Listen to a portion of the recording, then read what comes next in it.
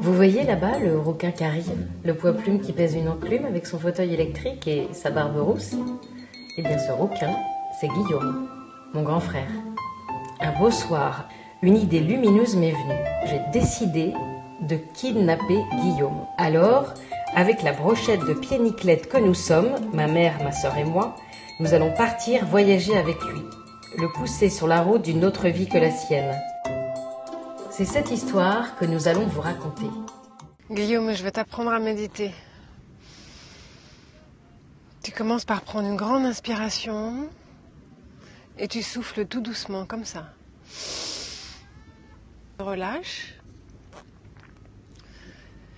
Tu restes bien concentré et tu imagines des racines qui te poussent sous la plante des pieds et qui rejoignent le centre de la terre.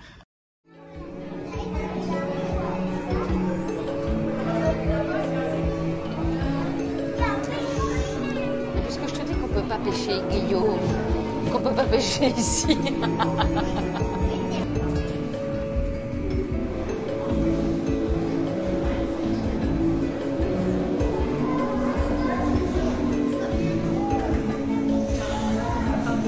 Alors, là non plus, Guillaume, on peut pas pêcher.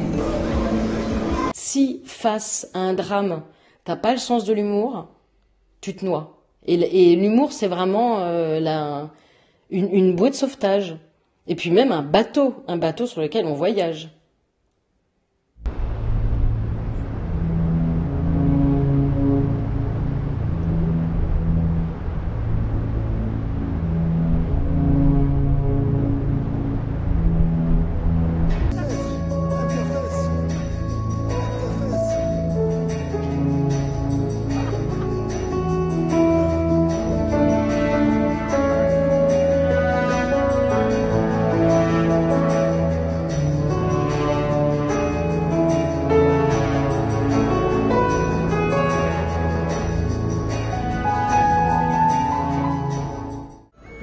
Avec des t-shirts bleus, non? Et t'as remarqué quand même? Oui, il n'y a que des roues. Oui, il n'y a pas que des roues, mais il y en a quand même beaucoup. Voilà. Et ils sont venus de toute l'Europe. Donc en fait, tu vois, l'idée c'est qu'on est dans un pays où tout le monde est comme toi. Mais comme toi, c'est pas handicapé, c'est roux. Parce qu'avant d'être sur un fauteuil handicapé, tu es roux. We verwachten in elk geval meer dan 1000 redheads. Because today we're gonna break the world record. Ja.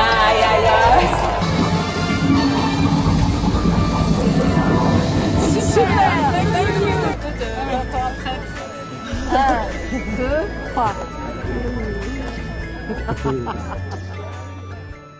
Je sais que de toute épreuve naît un grand bonheur, beaucoup plus grand que s'il n'y avait pas eu d'épreuve du tout.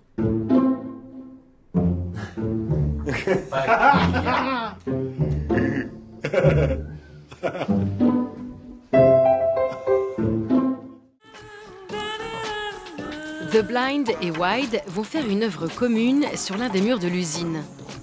Wide va utiliser des bombes de couleur. The Blind, lui, va coller ses demi-sphères en plâtre. Et en fait, ce système-là, donc c'est une trame que de trous. Et selon les caches que je mets, bah, je crée des lettres.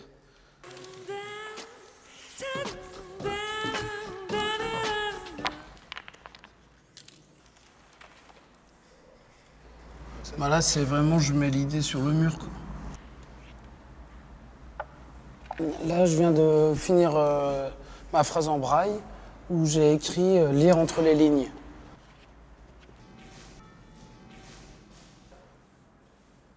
L'envie, ce serait de travailler avec un imprimeur qui me retranscrirait mes photos en volume.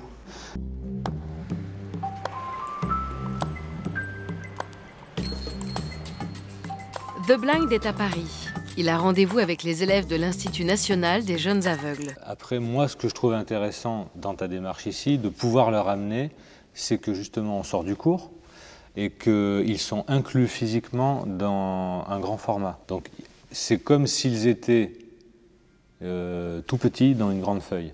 Ouais. Voilà. Donc, on change un peu le rapport d'échelle et quelque part, tu aurais pu écrire à lire avec le corps.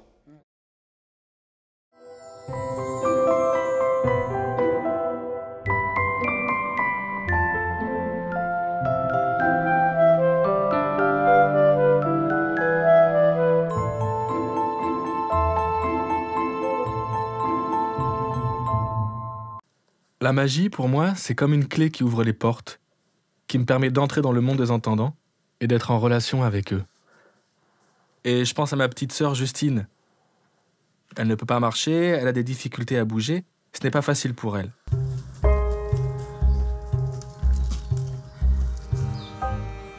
Et toi, Valentin, est-ce que tu es magicien à cause de moi ? Ou grâce à moi? Non, non. Moi, j'ai simplement envie de te faire rire, de te faire plaisir. Et aux autres aussi. C'est tout. Tiens, regarde.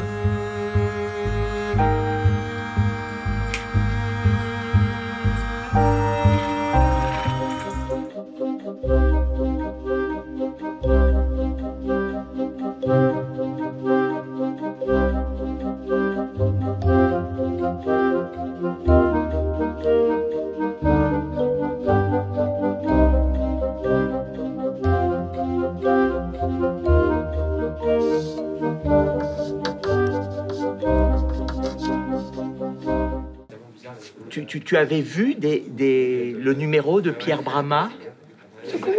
Tu connais, oui, un petit peu. Voilà. Parce que Pierre a vraiment travaillé dans le monde entier sans entendre. Il était totalement sourd. Ça ne l'a pas empêché de faire ses numéros.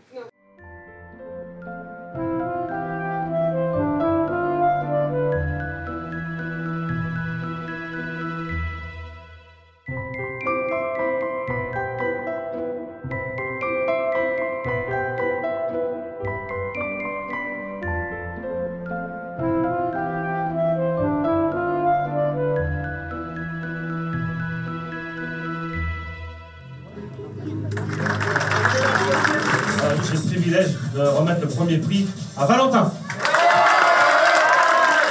Allez, tapez la main, Valentin. Alors, il faut lui dire, Valentin. Je suis très surpris moi-même. C'est la première fois que ça m'arrive. J'ai envie de vous dire un grand merci à tous d'avoir voté pour moi. Ça me touche énormément. Et voilà, j'ai pas d'autres mots, je ne sais pas quoi dire d'autre. C'est tout. Merci beaucoup. Un grand merci à tous.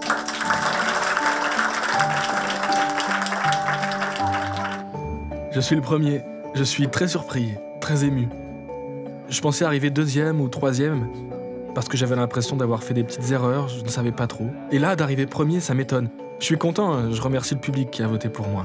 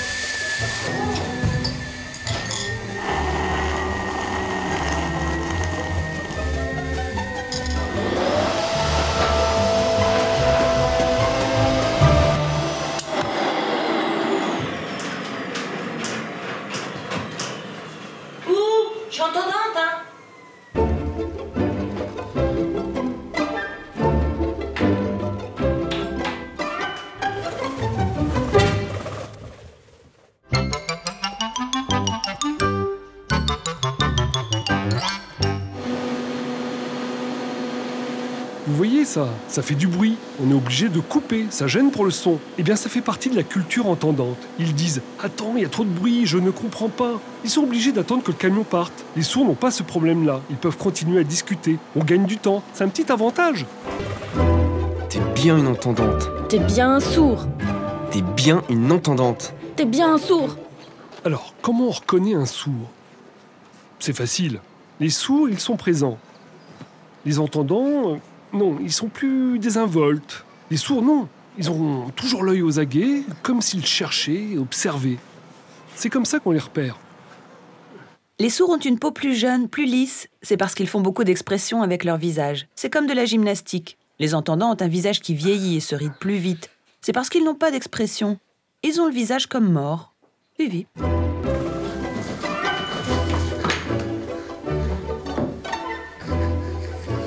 Allô, oui, c'est mon ami sourd, il vient de me passer le téléphone, je sais... C'est à quel sujet, vous êtes qui? Oui. Ah mais il est très content, il passera. Oui, il va passer dans la semaine. Ok. Martin!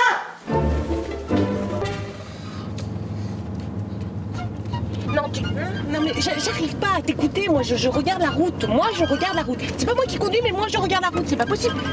Oui, bah voilà, mettez les mains sur le volant, merci, s'il te plaît. Oh, et est-ce que vous savez qu'une majorité d'entendants a peur, vraiment peur, de monter dans une voiture conduite par un sourd? Mais y a pas de quoi. Moi je descends. Pourquoi? C'est la dernière fois que je monte en voiture. Regardez, elle est à la trouille. Mais Martin, ça va... Il y a autre chose aussi qui est propre aux entendants. C'est très fort chez eux. C'est qu'il ne faut pas les toucher. Ils s'en bégueulent. Les sourds, ils s'attrapent, ils se font des accolades. Un sourd qui discute, si on lui tape sur l'épaule, il va se retourner pour voir de quoi il s'agit. Un entendant, lui, il va tout de suite bondir. Ça, c'est différent. Hey! Il paraît que les sourds sont très bruyants quand ils font l'amour. Vous y croyez-vous? Quand il y a de la famille qui vient dormir à la maison, et qu'avec ma femme, on a envie de faire l'amour, elle me dit toujours « Fais attention, ils pourraient nous entendre respirer et jouir. Il faut faire doucement. » Oh, je lui dis « Allez, on s'en fiche. » Mais elle dit « Mais non, ils sont dans la chambre, juste à côté. S'ils nous entendent, qu'est-ce qu'ils vont penser? Non, non, non. Il faut faire attention. » Oh là là, il faut faire attention à tout. Ils entendent tout, les petits, les gros bruits. Il faut faire attention à tout. Hey, vous êtes encore là? Une petite question. De vous à moi, je suis à ce point bruyant?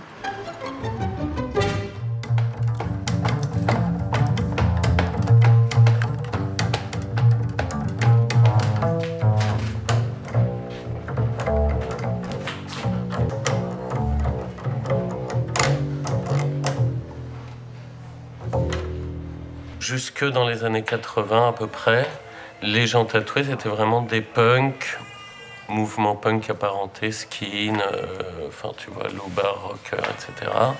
Et si tu te faisais un tatouage dans un endroit apparent, donc qui dépassait de la chemise, c'était impossible de trouver du boulot. Donc tu savais que si tu te tatouais sur la main, tu te condamnais à pas trouver de travail, quoi.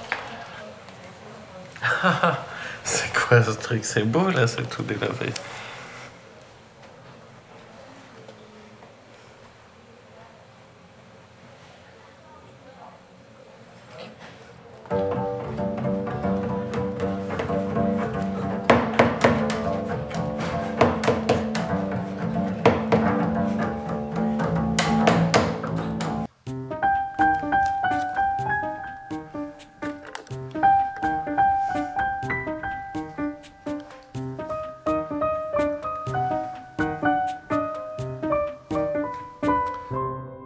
Plus je me tatouais, et mieux je me sentais dans ma tête, dans mon corps, dans ma peau, dans mon âme. Ça m'a donné une deuxième jeunesse.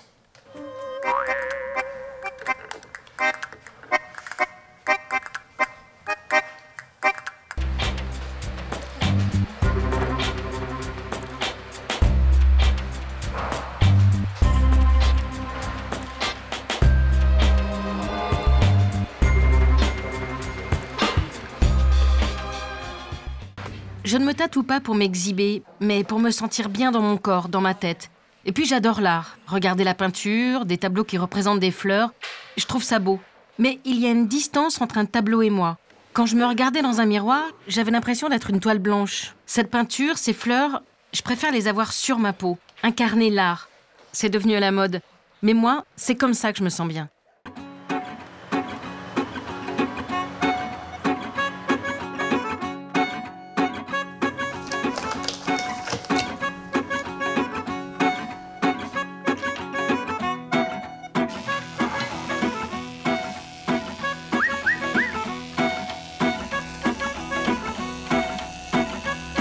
Pas de formation réglementaire en fait, ça se fait sur le terrain, sur le tas. Moi, je me suis formé tout seul, de mon côté, en glanant un petit peu des informations auprès de tatoueurs professionnels. Mais la meilleure méthode, c'est quand même d'être apprenti chez un tatoueur qui, lui, va vraiment t'apprendre le métier.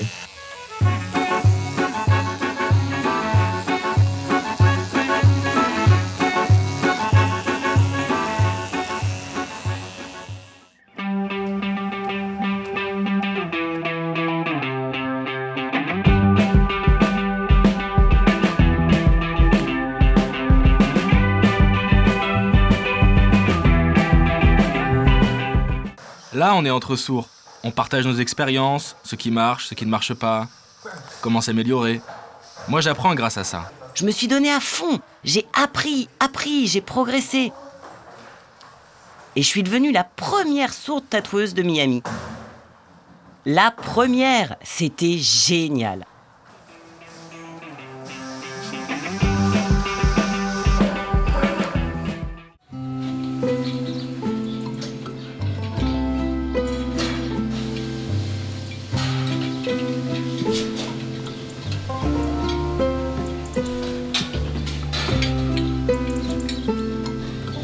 Si j'avais rencontré une autre femme qu'elle, je ne sais pas ce qui serait passé. Mais c'était elle. Et en plus, son père était agriculteur. Et voilà, maintenant on est toujours ensemble. Mes parents étaient agriculteurs. Et moi, je suis la 3e génération d'agriculteurs.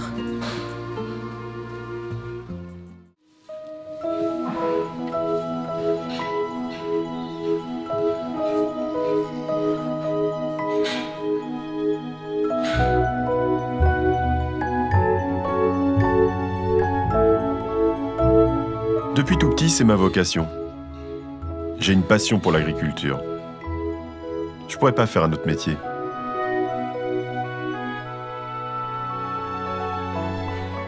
Elles sont calmes.